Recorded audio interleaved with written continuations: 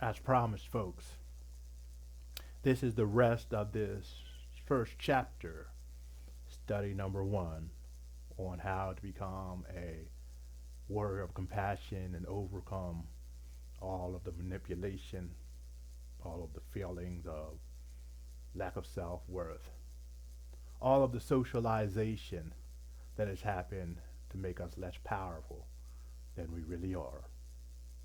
We're going to pick up in the middle of the first study at a section called For Your Consideration. I will be calling it FYC in the future. So here we go. The following relates greatly to the philosophy behind the Warriors of Compassion Guild. Consider the information closely as you read it. If it is too academic, read the paper with a dictionary close by. If it is not academic enough, bear with us. The content is important enough to struggle with in order to master oneself and regain one's control over one's life in a society that is based so much on the written and spoken word.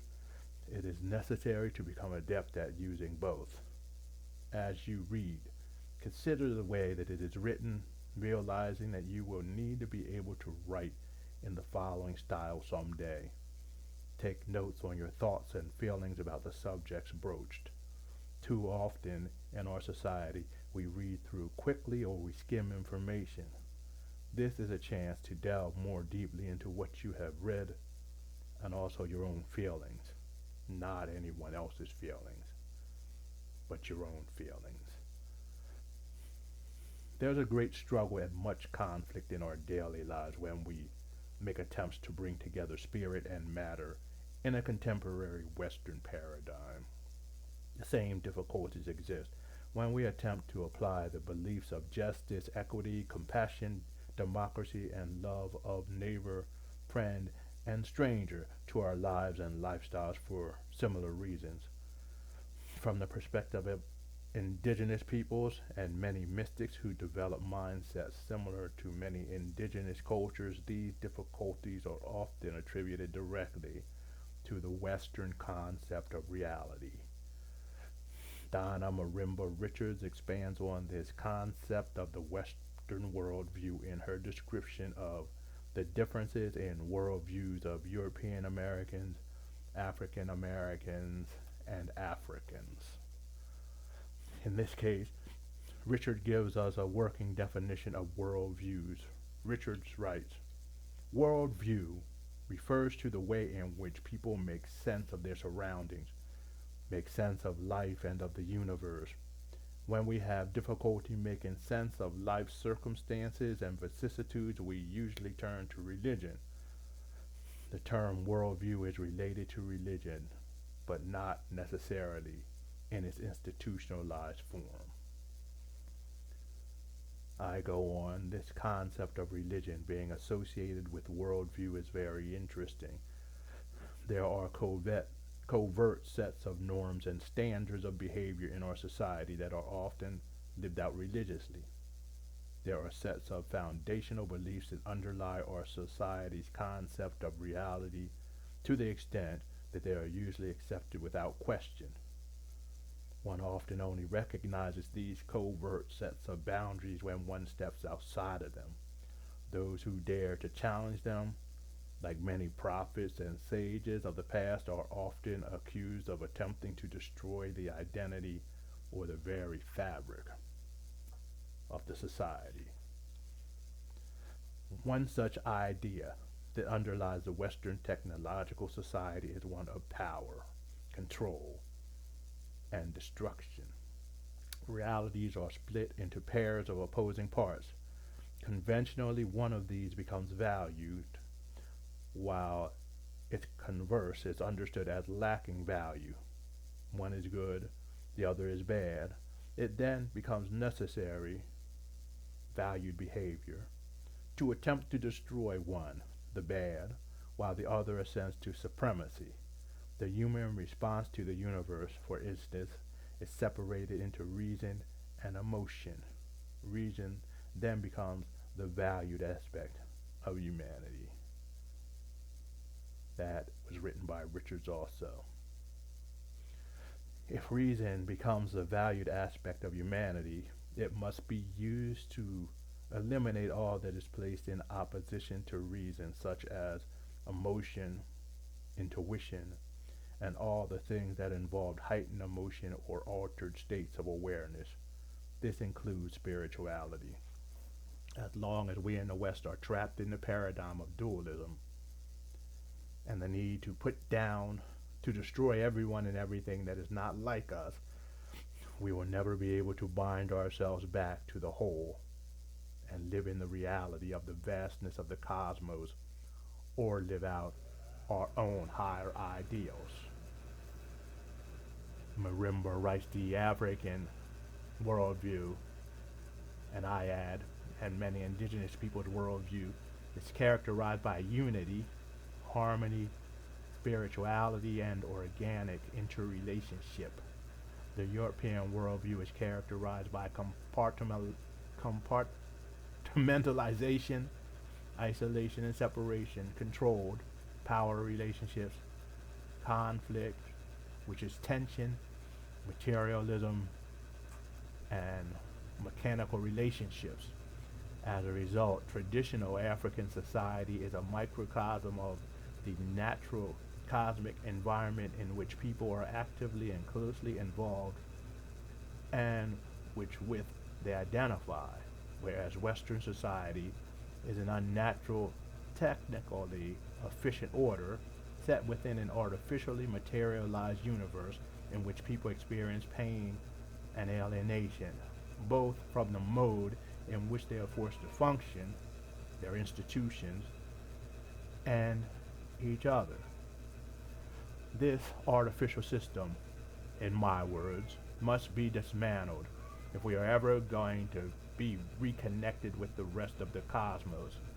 This can be done by recognizing the inadequacy of dualism and reclaiming our identities as part of the cosmos.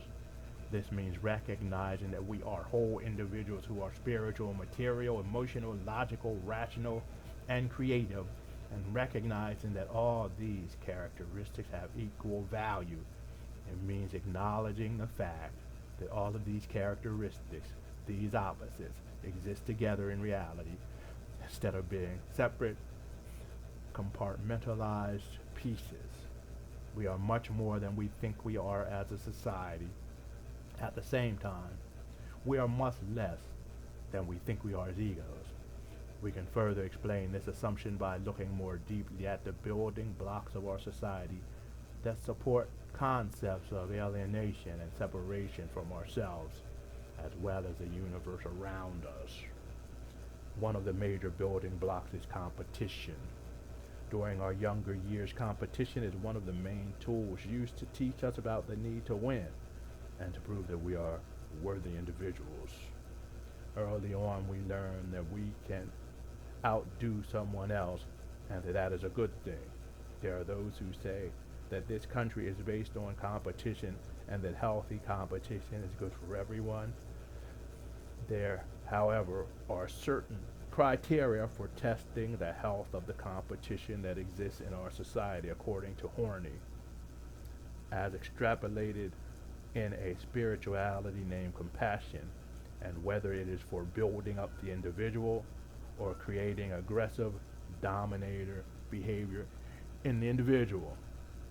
Horney writes, first, if measurement against others is a constant need and only one thing seems to matter, namely getting ahead of the other.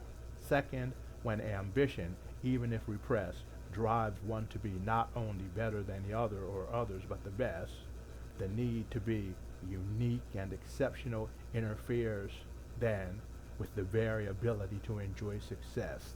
And third, when one declares verbally or non-verbally that no one but I shall be beautiful, capable, and successful.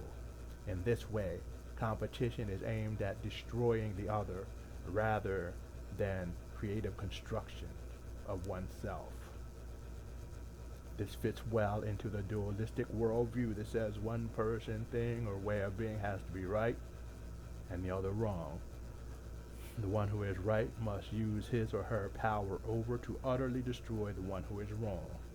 This idea, like the dualistic worldview, permeates most of our major institutions, including the religious institutions of the West. According to all faiths and religions, the idea of climbing Jacob's ladder in the Christian church is a good example of how such attitudes are transmitted as ways of being that are divinely sanctioned. Competition is built into ladder climbing for one thing only. A few can be at the ladder top at the time. In fact, if too many crowd on the top, the entire edifice will fall. Especially is this the case so near the top. A ladder is very sensitive to being top heavy. The same can be said of a pyramid. A pyramid needs a wide base in order to support its top. As long as the majority of creation remains at the bottom of the pyramid as the base, and only a few remain at the top, the pyramid will not topple. As soon as too many people begin to move to the top, or as soon as all are considered equal, the pyramid will no longer exist. The most fearful at all levels of the pyramid will work diligently not to annul this. The interest of all who have bought into the hierarchical system of the pyramid is to either remain where one is or move closer to the top. In order for people to allow the pyramid to dissolve or to evolve into a circle, they must have a total transformation in their way of thinking. They must change their identity to one that is not created or supported by the pyramid.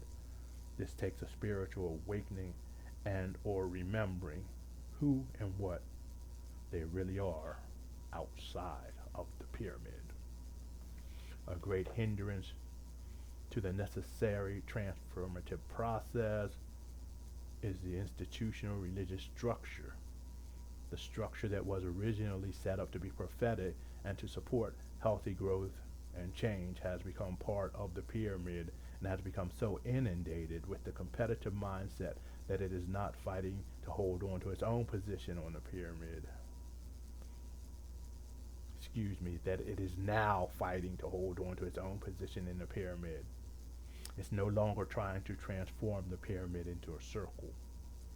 There is no sense of compassion left in many religious institutions or in the pyramid. Compassion, one might say, works from a strength born of awareness of shared weakness and not from someone else's weakness, and from awareness of the mutuality in all. Thus, to put down another, as in pity, is to put down oneself. Pity works out of a subject-object relationship when what is primary is one's separateness from another.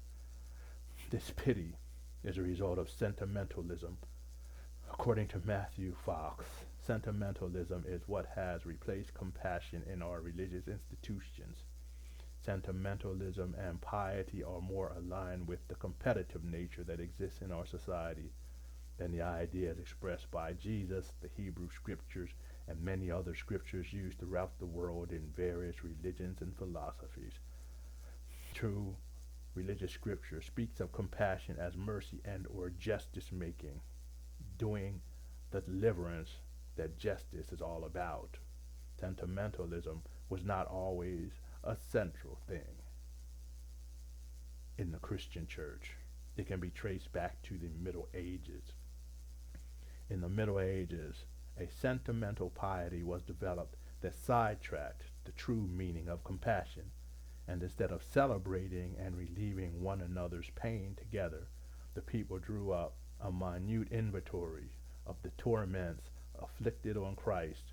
They enumerated the steps that he made on the Via Dolorosa, and the bruises of his body, and the drops of blood. One can explore how much of this masochistic and sentimental enemy of spirituality is still present in pieties and in hymns, in sermons, and in petrified language in Christian churches, Protestant and Catholic.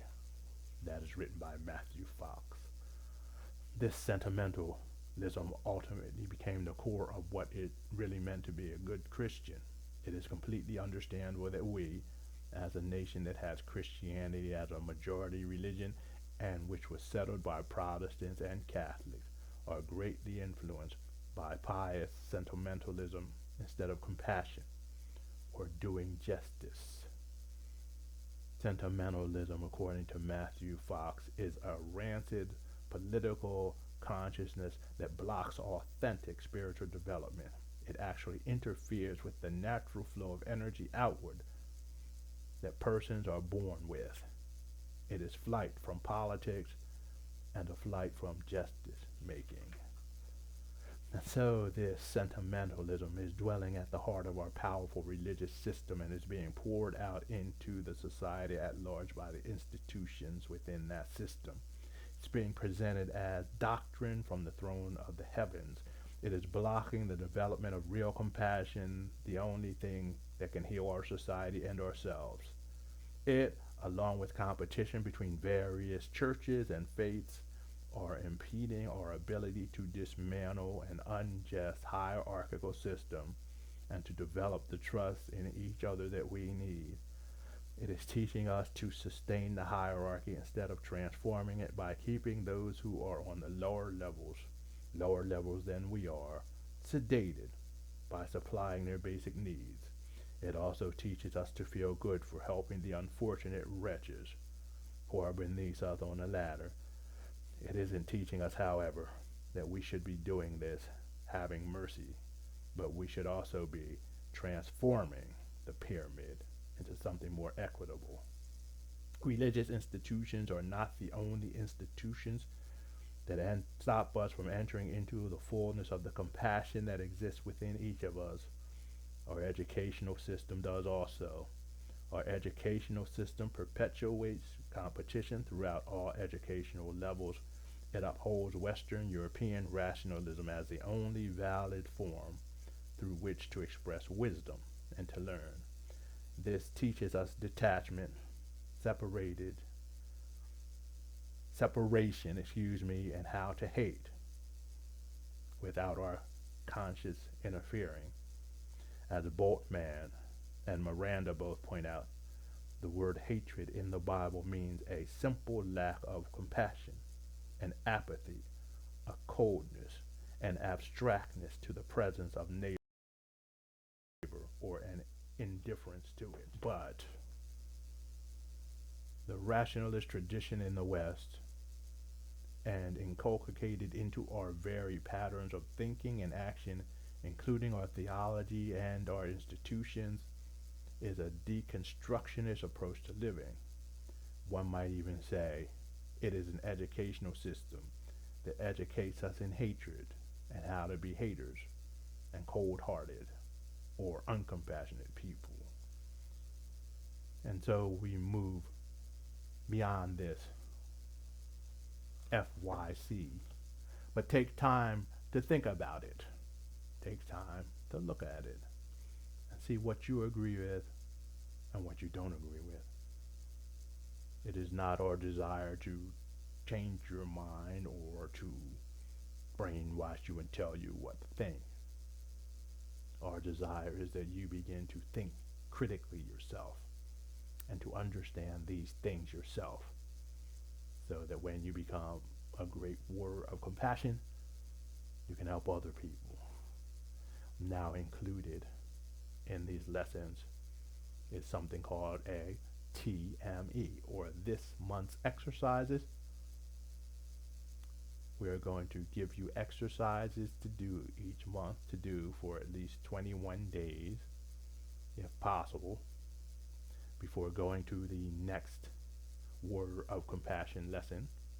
This will give you enough time to work the mind and the body, as well as to go over the lessons as many times as you want to in order to pick up what is being said and to think about it, to engage your mind, body, and spirit.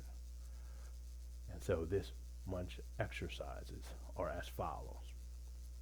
Your exercise for this week is to think about what you have read. Really think about it. Allow it to soak into your subconscious. Meditate on some part of what you read each night, especially the parts that make you feel most uncomfortable or the ones that you agree with most. Each night, take a different section. Make 2 columns on a piece of paper and label one I believe and the other I do not believe. Look at an idea that touches you strongly and ask, why do I believe this or not believe this? Write down your answer. Continue to ask yourself the same question about the same idea over and over again, looking for a deeper, more profound message each time and probing more deeply. Why do I believe this? What will it mean to me if I do believe it? What will it mean if I don't? What will I have to change about my life? Do this with one section or an idea per night until you are getting the same answer and feeling comfortable with it. Write the answers down. Immediately afterwards, sit in a comfortable position in a chair or cross-legged on the floor and meditate. You may listen to some soothing music if you'd like. Begin by concentrating on your breath. Let your tongue rest on the top of your mouth. Breathe deeply through your nose, feeling the breath coming in and going all the way down to the spot 2 inches below your navel. Let your stomach muscles relax and expand. This may be difficult since much of our lives we have learned that we should hold our stomachs in, but you will get the hang of it. Imagine your breath as white light coming in, moving down, circling around the spot 2 inches below the navel. As you exhale, imagine that light moving up to the spot at the center of your forehead, circling that area and leaving the body carrying out any stress and tiredness. The spot 2 inches below the navel is known as the ki in Japanese, the dantian in Chinese. It is the place where we store chi or life energy. The spot between the eyebrows is known as the third eye. It is the energy center or chakra where intellect and creativity and imagination reside. You will strengthen these energies by doing this simple meditation each night for 15 minutes. Do the meditations right before you go to bed, and you'll have some very interesting dreams. I promise you. It may seem boring at first if you're not used to meditating, but eventually your mind and body will begin to look forward to the times of rest that come with a meditation practice. Do this for a month, or at the least 21 days.